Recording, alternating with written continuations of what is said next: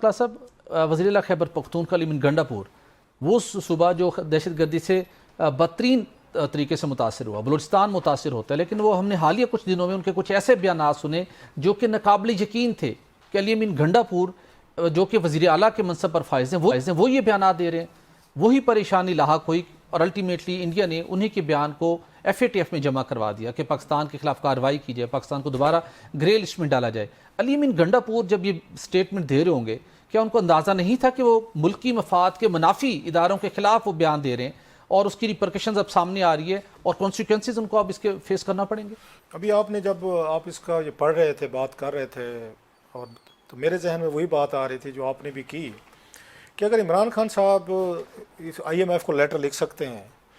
اور پھر کہ پاکستان کو قرضہ نہ دیں، لون نہ دیں، وٹ ایور، کیونکہ یہاں پہ ہمارے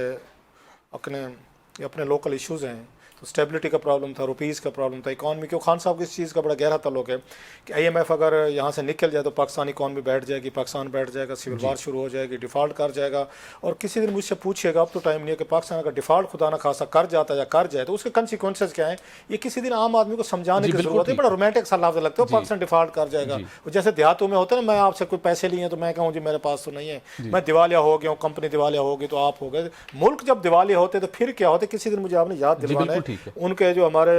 بہت سارے تفصیل سے بات ایک ہے نا رومانٹک،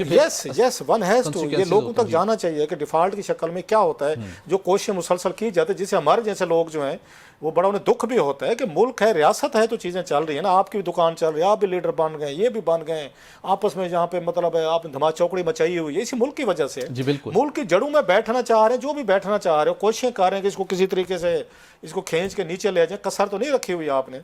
تو مودی صاحب کو انہوں نے 3 کام کیے خان صاحب نے، سو اگر یہ آج انہوں نے گنڈا پور صاحب نے کیا تو اس کی تھوڑی سی کنٹینیویشن دیکھنی پڑے گی۔ انہوں نے پہلا جو کام کیا تھا خان صاحب نے، انہوں نے جب ان کو پتہ چل گیا تھا کہ میں پاور سے باہر جا رہا ہوں، میرے خلاف تحریک عدم اعتماد آ رہی ہے، اور انہوں نے کہا بھی صحیح کہ مجھے تو اگست میں پتہ چل گیا تھا کہ میرے خلاف تحریک عدم اعتماد آ رہی ہے، اس لیے انہوں نے جب ہٹایا نا جنرل فیض کو تو مجھے یہ کنفرم ہو گیا تھا کہ اس کا مطلب ہے ان کا پلان پکا ہے، اور انہوں نے جنرل فیض کو روکنے کی کوشش کی تھی جس سے پھٹا ہوا تھا، اور پھر میں نے بچھانے شروع کر دی جناب۔ انہوں نے پھر ان کو جب پکا ہو گیا کہ میں باہر جا رہا ہوں تو انہوں نے IMF کی ڈیل ختم کر دی تھی جنوری فروری میں، جی بالکل آپ کو یاد ہو، بالکل اس روپیز جو ہے 155 روپے تھا اور یہ 160 کے قریب تھا۔ اس وقت شوکت ترین صاحب یہ کہتے ہوتے تھے کہ پاکستانی اس کی روپیز کی جو اصل قیمت ہے نا وہ 155 یا 52 روپے ہے اوریجنل۔ انہوں نے کیا کیا، انہوں نے IMF کے ساتھ جو ڈیل ہو رہی تھی، پیسہ روپیز اس سے سٹیبلائز ہوا تھا۔ انہوں نے جب IMF کو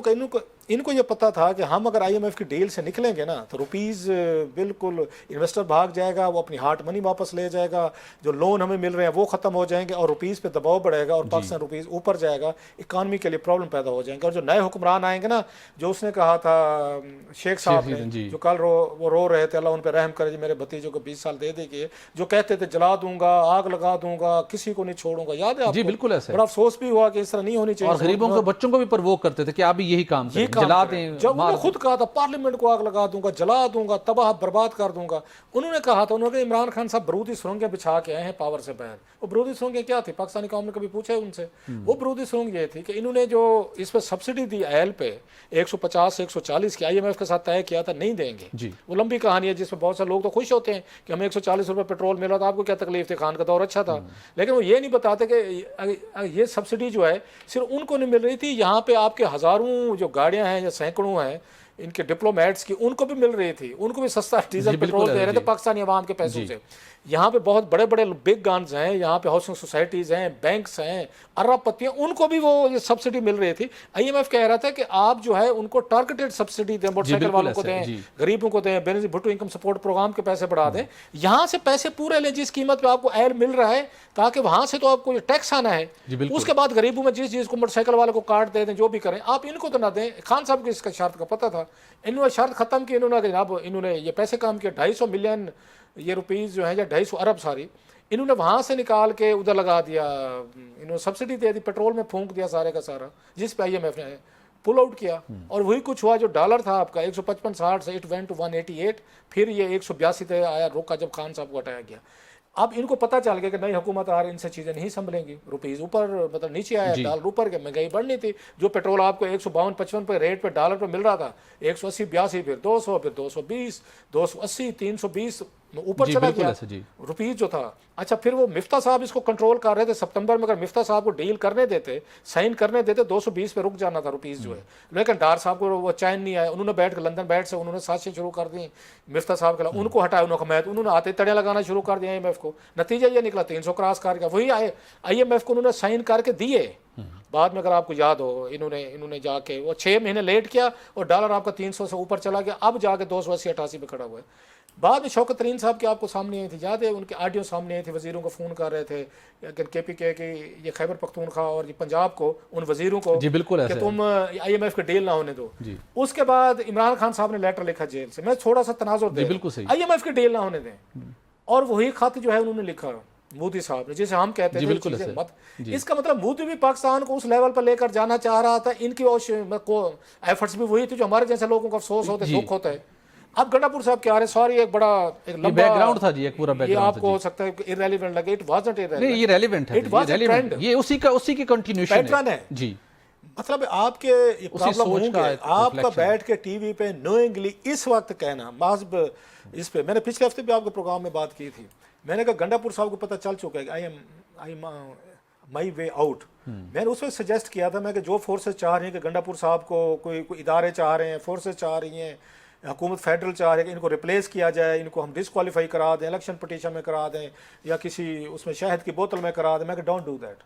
बिल्कुल मैंने ऐसे, कहा था आपको याद, बिल्कुल ऐसे। मैं फिर कह रहा हूँ, गंडापुर साहब को पता है कि मैंने पार्टी के अंदर ज़्यादा देर तक मैंने या वज़ीर आला नहीं रहना, खुद कह चुका 3 महीने बाद वो, और 3 महीने बाद खान साहब बाहर नहीं आ रहे। सो वो सियासी शहीद बनना चाहते हैं कि जनाब के देखा कि मैं खान साहब को नहीं ला सका, वही बात है, आप बैल मुझे मार, उसी की कोशिश ये उसीलिए उन्होंने प्रोवोक किया। अब की दफ़ा उन्होंने जानबूझ के की क्योंकि खान साहब इनको हटाएंगे, ये उन्हें पता है। अच्छा, अगर खान साहब उनको हटाते हैं तो गंडापुर साहब की पॉलिटिकल जो हैसियत है वो कमजोर होगी, बिल्कुल ठीक है। पार्टी के अंदर भी होगी, मीडिया में होगी, उनके लिए जस्टिफाई करना मुश्किल हो जाएगा। इमरान खान ने हटाया मतलब है बिल्कुल सही, इनकी परफॉर्मेंस ठीक नहीं है, करप्शन स्कैंडल आ रहे हैं, कोहिस्तान आ गया, बला बला और बहुत सारी चीजें आ गई हैं। सो उनके पास मॉरल पॉलिटिकल ग्राउंड्स कम हो जाएंगे अपने आप को असल्ट करने के लिए। ये जहन में अगर खान साहब हटाते हैं, उनकी जगह कोई और लाते हैं, अगर उनको यहाँ से डिस्क्वालीफाई कराया जाता है, इलेक्शन कमीशन से करा दो, किसी अदालत से उनको सजा दिलवा दो, जैसे वहाँ पे अभी हमने देखे बहुत सारे PTI के लोगों को 10-10 साल करा दिए, इनको सजा करवा के इनको अगर आपने वो करवा रहे हैं, इस्तीफा ले लेना या खुद दे देते हैं, तो ये चीज उनको आप फेवर कर रहे हैं। ये मेरी जहन में रखिएगा, ये बड़ी डेलिकेट चीज है। इस चीज से गंडापुर साहब ये चाहते हैं, that's a reason he said it, उन्होंने मजीद प्रवोक किया है। बिल्कुल ठीक, उन्हें पता चल गया था बार बार बयान से कि मुझे अब एस्टैब्लिशमेंट भी हटाने के चक्कर में मुझे उन्होंने कहा नहीं अपने पिछले, एक तो ये क्लिप आपने चला, एक और क्लिप था जिसमें वो कह रहे थे मुझे पता है कि जनाब कि आप मेरे ऊपर आपकी जरूरत नहीं है मुझे हटा सकें, हटाने का एक ही तरीका है आपके पास, मुझे अदालत में सजा करवा दें,